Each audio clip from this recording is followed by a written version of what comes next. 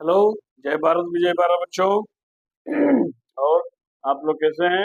अच्छी तरह से पढ़ाई लिखाई चल रही है? चलिए, आज हम देखेंगे जो हमारा सांख्यिकी था। सांख्यिकी के कुछ हिस्से हमने किए थे, यानी मुख्य रूप से हमने क्या किया था, माध्य निकालना सीखा था। लेकिन उसमें भी माध्य का हमने सिर्फ एक तरीका देखा था। वो क्या था? जो हमारा डायरेक्ट मेथड था, ठीक ना।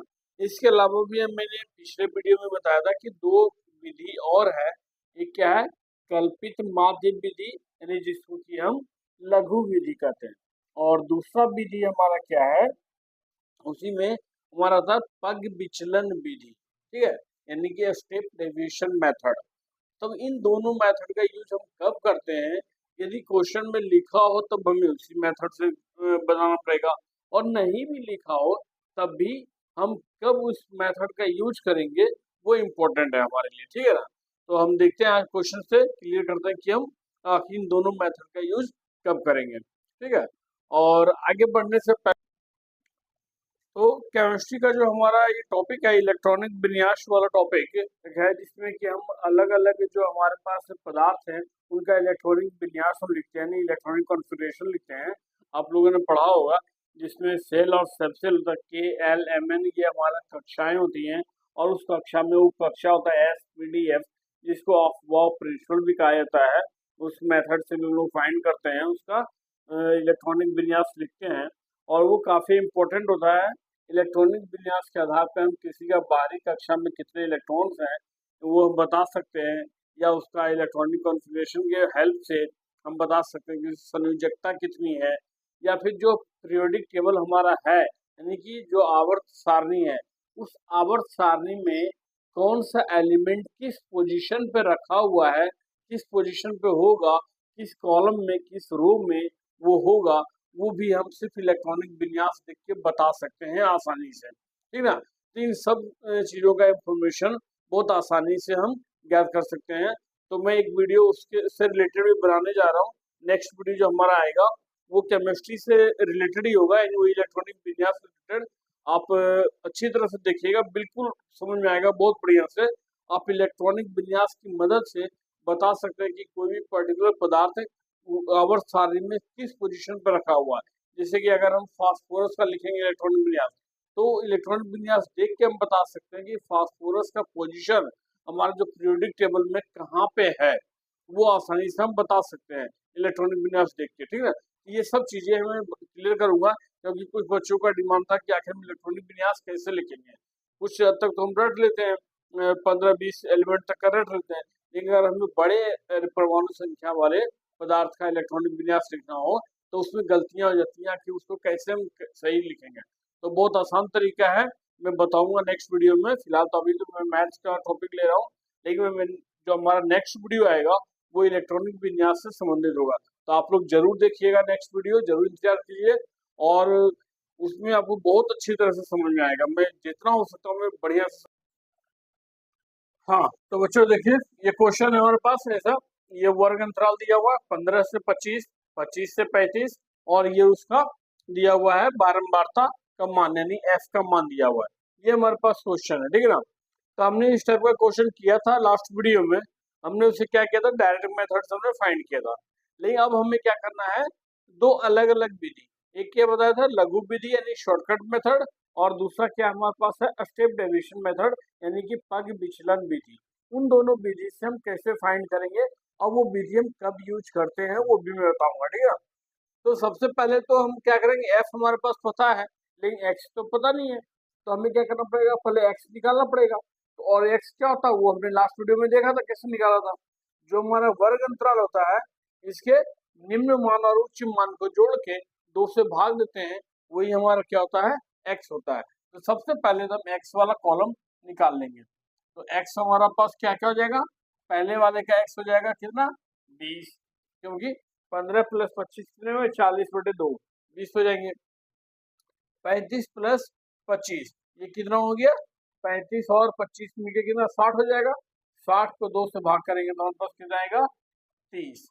अब देखिए यहाँ पे गैप कितना, 20 के बाद 10 का गैप है ना, 20-30, यानी कि हर मान जो आएगा वो 10-10 इंक्रीज होता जाएगा। तो बिना हम जोड़े भी आगे डायरेक्टली हम लिख सकते हैं, यानी 20 के बाद 30, 30 के बाद आएगा 40, 40 के बाद आएगा 50, 60, 70 और 80। आप चेक भी कर सकते हैं, जैसे लास्ट वाला देखते हैं। और ये 85 और 75 मिलके कितना हो जाएगा 160, और 160 को 2 से भाग देंगे कितना आएगा 80। इस प्रकार से सभी को चेक कर सकते हैं, लेकिन ऐसे आएगा। तो टाइम बचाने के लिए हम इस प्रकार से कर सकते हैं कि हम 2 का निकाल लेंगे, अब जो गैपिंग होगा वो गैप हम ऐड करते चले जाएंगे, तो आराम से बाकी का जो एक्स होगा वो मान आ गया। अब हमारे पास एफ और एक्स आ गया, ठीक है। तो इसके बाद हम क्या कर सकते हैं, माध्य ज्ञात करना हो तो माध्य का फॉर्मूला आपने क्या देखा था, simple F I x I divided by F I और इनका समेशन, यानी कि जितने भी हैं F I x I column हमारे पास एफ आई एक्स आई का कॉलम आएगा, यानी इन दोनों का मल्टीप्लीकेशन और उसको ऐड करके टोटल एफ से भाग कर देंगे तो हमारे पास क्या आ जाएगा, माध्य का मान आ जाएगा, जो कि हमने लास्ट वीडियो में किया था। लेकिन अब हमें इस मेथड से नहीं करना है, हमें क्या करना है, लघु विधि यानी कि शॉर्टकट मेथड का प्रयोग करना है, ठीक है। या फिर उसको हम कर सकते हैं, जो हमारा ये शॉर्टकट मेथड में कब निकालते हैं ये हम देखते हैं। तो जब हमारा x का मान बड़ा हो, ठीक है ना, जब भी हमारा x का मान बड़े नंबर में हो, यानी कि मल्टीप्लिकेशन थोड़ा सा बड़ा हो, तब हम क्या करते हैं, जो हमारा नेक्स्ट मेथड है यानी कि लघु विधि या फिर स्टेप डिविजन मेथड, वो हम प्रयोग में लाते हैं। यदि x का मान छोटा हो तो हम एफ आई एक्स आई वाला मेथड ही यूज करेंगे। तो यदि हमारे पास क्वेश्चन पहले से लिखा हो कि आप लघु विधि द्वारा हल करें, तब तो हमें उसी मेथड से करना होगा। और नहीं भी लिखा हो और यदि x का मान बढ़ा दिया हो, थोड़ा सा वैल्यू बड़ा हो, तब भी हम क्या करेंगे, हमेशा लघु विधि का प्रयोग ही करेंगे। अब उस विधि में हम क्या करते हैं वो देखते हैं, ठीक है ना। आगे देखिए, इसके लिए सबसे पहले हम क्या करेंगे, एक हम कल्पित माध्य एज्यूम, कल्पित माध्य क्या, कल्पना, यानी एक माध्य का कल्पना करेंगे। और वो कल्पना क्या होता है, यानी कल्पित माध्य का मान क्या होगा, वो हमेशा जो हमारा x का वैल्यू है ना, इसके बीच में जो नंबर है उस वो ले सकते हैं। जैसे कि बीच में 40-50 है, ठीक है, तो या 50 बिल्कुल एग्जैक्ट है, तो हम या तो कल्पित माध्य 50 लें, 40 लें, 60 लें, हमारा आंसर सेम आएगा, उसमें कोई दिक्कत नहीं है। हम 50, 40, 60 कुछ भी ले सकते हैं, लेकिन ज्यादातर वही करेंगे कि जो बिल्कुल बीचों बीच नंबर आएगा उसे ही कंसिडर करेंगे। तो यहाँ पे 3 एलिमेंट ऊपर, 3 एलिमेंट नीचे, बीच में हमारा क्या 50। तब इस 50 को क्या मानते हैं, कल्पित माध्य, जिसे कि हम ए से इंडिकेट करते हैं। और ए बराबर हमारे पास क्या हो गया 50। ये ए का मान 50 लिखने के बाद हम डी कॉलम निकालते हैं, और डी कॉलम जो होता है वो एक्स माइनस ए होता है, ठीक है ना। यानी जो हमने ए कंसिडर किया है वो एक्स में से ए को हम घटाते जाएंगे हर एक्स में। तो एक्स का मान तो हमारे पास ये है, मान हमने क्या लिया 50। अब हम क्या करते हैं, डी कॉलम निकालेंगे, और डी जो कॉलम होता है वो क्या होता है, एक्स में से ए को घटाने के बाद प्राप्त संख्या। तो एक्स में से ए जब घटाएंगे तो 20 में से 50 घटाने के बाद क्या आएगा, -30, 30 में से 50 गया तो -20, -10, 0, 10, 20 और ये हो गया हमारे पास 30। ये हमारा डी कॉलम आ गया, ठीक है ना। तो जिस प्रकार से वहाँ एफ आई एक्स आई हम निकालते थे, यहाँ एफ आई एक्स आई नहीं निकाल के हम क्या करेंगे, एफ आई और डी आई वाला कॉलम हम निकालेंगे। यानी कि एफ को अब हम डी से गुना करेंगे, ना कि एक्स से। एक्स हमारा थोड़ा सा बड़ा नंबर था, इससे क्या हो, ये छोटा नंबर आ गया ना, तो इसलिए इसको हम क्या करते हैं, शॉर्टकट मेथड कहते हैं, क्योंकि मल्टीप्लीकेशन हमारा थोड़ा सा कम होगा और उसमें भी एक टर्म तो 0 ही आएगा, ठीक है। तो इसमें क्या होगा, बहुत आसान हो जाएगा गुना करना, इसलिए इसको हम शॉर्टकट मेथड कहते हैं। और एक स्टेप ज्यादा हम निकालते हैं डी का कॉलम।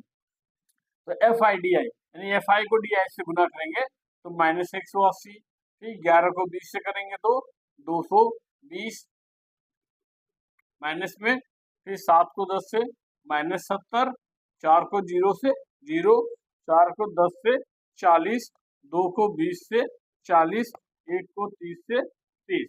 अब यहाँ पे टोटल हम निकालेंगे क्या, एफ आई डी आई। वहां हम फॉर्मूला क्या यूज करते थे, F I x I divided by F I. यहाँ हम क्या करेंगे यूज, एफ आई डी आई का समेशन और एफ का समेशन। तो एफ का टोटल हमारे पास कितना है, देखिए 11, 6, 17, 17 और 7, 24, 4, 28, 4, 32, 2, 34 और 1, 35। ये हमारे पास आ गया क्या, एफ का वैल्यू। अब हम यहाँ निकालते हैं एफ आई डी आई का टोटल। तो एफ आई डी आई का टोटल हमारे पास क्या हुआ, देखिए प्लस वाला नंबर एक साथ ऐड करेंगे और माइनस वाला नंबर एक साथ ऐड करेंगे। तो प्लस वाला जब नंबर ऐड करते हैं तो हमारे पास कितना आता है 40, 40 और 30 यानी कि 110 हो गया, ठीक है ना। ये 110 प्लस में आ गया। अब यहाँ जोड़ते हैं तो -220 और 180 ये कितना हो गया -400, तो -470। तो हमारे पास क्या आएगा -470 और ये प्लस हमारे पास कितना हो गया 110, ठीक है। ये हमारे पास आ गया 40, 40, 80 और 30 की ना 110। तो इसका जो टोटल हमारे पास होगा वो कितना आ जाएगा, हम क्या करते हैं सब्ट्रैक्ट करना पड़ेगा हमें। तो ये हो गया 330 और नेगेटिव में यानी कि -330 वैल्यू, ठीक है। तो ये हमारे पास आ गया -330। तो एफ आई डी आई का वैल्यू आ गया। अब फॉर्मूला बिल्कुल पहले की तरह, पहला फॉर्मूला क्या था F I x I divided by F आई। यहाँ ये क्या यूज करेंगे एफ आई डी आई का total divided by F I का टोटल, लेकिन जो हमने कल्पित माध्य कंसिडर किया था उसे हम जोड़ देंगे। यानी हमारे पास माध्य का वैल्यू जो होगा वो क्या होगा A plus F I D I divided by F I का समेशन, ठीक है। यानी ए का मान कितना 50 है, एफ आई डी आई का वैल्यू -330 और यहाँ कितना है 35 इक्वल टू 50। ये हमारा नेगेटिव हो जाएगा। 330 में हम 35 से डिवाइड करके जो नेगेटिव वैल्यू आएगा वो हम पुट करेंगे यहाँ पे, ठीक है। भाग करके देखते हैं कितने बार में लग जाएगा। ये 9 बार में कंसिडर हो जाएगा, 9 पॉइंट समथिंग आएगा। तो इस तरह 35 जाएंगे 350 तो ये कितना हो जाएगा 315 9.4, ठीक है। ये लगभग 9.4 के आसपास आ गया। तो 50 में से 9.4 माइनस हो गया तो हमारे पास कितना बचेगा 40.6। ये हमारे पास आ गया माध्य का मान, ठीक है। ये हमारे पास कितना आ गया 40.6 क्या हो गया इसका माध्य हो गया। यदि हम एफ आई एक्स आई करके भी निकालेंगे तब भी हमारे पास सेम वही वैल्यू आएगा। डेसिमल के बाद कुछ पॉइंट में डिफरेंस हो सकता है लेकिन अप्रोक्सीमेटली सेम वैल्यू आएगा चाहे किसी भी मेथड से निकालें। लेकिन अगर हम एफ आई एक्स आई करेंगे तो गुना हमें ज्यादा करना पड़ेगा और बड़े संख्याओं को जोड़ना पड़ेगा। एफ आई डी आई हमने किया थोड़ा सा छोटा हो गया, ठीक है ना। तो इसीलिए इसको हम क्या कहते हैं शॉर्टकट मेथड। अब इस मेथड का प्रैक्टिस कीजिएगा एफ आई डी आई वाला मेथड, ठीक है ना। यानी कि ये कौन सा हो गया लघु विधि। इसके बाद हमारा बचता है कौन सा स्टेप डेविएशन मेथड, ठीक है। उसमें क्या करते हैं इसके एक स्टेप और आगे है, ठीक है। तो स्टेप बाय स्टेप हम देखें तो बहुत इजी समझ में आएगा, ठीक है। तो पहले हम इसका प्रैक्टिस करेंगे कुछ क्वेश्चन का। इसे हम कहते हैं लघु विधि यानी कि कल्पित माध्य विधि भी कहा जाता है या लघु विधि यानी कि शॉर्टकट मेथड, ठीक है।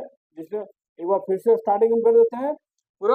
हमारे पास क्वेश्चन ये रहेगा वर्गांतरण और एफ का मान हमने एक्स निकाला, एक्स का मान बड़ा है इसलिए एफ आई एक्स आई का कॉलम नहीं निकालेंगे। हम क्या करते हैं नया कॉलम डी फाइंड करेंगे। उसके लिए हमें क्या करना पड़ेगा कल्पित माध्य निकालना पड़ेगा जो कि एक्स के बीच वाला नंबर होगा। तो a बराबर 50 ये हमारा कल्पित माध्य हो गया। तो d का मान होता है x माइनस ए यानी ये x वाले हर कॉलम ये कॉलम के हर नंबर में a का मान माइनस करेंगे। तो 20 में से 50 गया तो 30 -30 -20 -10 0 10 20 30 ऐसा आ गया। ये हमारे पास d कॉलम आ गया। उसमें एफ आई डी आई का हम वैल्यू फाइंड करेंगे और उसको टोटल जोड़ेंगे और फिर हमारा फॉर्मूला क्या बन जाएगा a plus F I D I divided by F आई। वहाँ सिंपल क्या होता था F I x I divided by F आई, लेकिन यहाँ क्या हो जाएगा F I D I divided by F आई और ए हम साथ में ऐड करेंगे। अगर ये नेगेटिव आएगा तो सब्ट्रैक्ट हो जाएगा, पॉजिटिव आएगा तो जुड़ जाएगा। यही हमारे पास आ जाएगा माध्य का मान, ठीक है। तो आप इसको प्रैक्टिस कीजिए। नेक्स्ट में हम देखेंगे हमारा कौन सा मेथड बचेगा ये स्टेप डेविएशन मेथड जो कि इसके एक स्टेप और आगे होगा, ठीक है। तो पहले आप दोनों किसी एक ही क्वेश्चन को आप दोनों मेथड से सोल्व करके देखिए, आपका आंसर सेम आएगा और प्रैक्टिस भी हो जाएगा। यानी इसी क्वेश्चन को आप शॉर्टकट मेथड से भी और फिर जो डायरेक्ट मेथड था उस मेथड से भी सॉल्व करके देंगे, ठीक है। आपका आंसर सेम आएगा, ठीक है। आप प्रैक्टिस कीजिए। ओके बच्चों, बाय।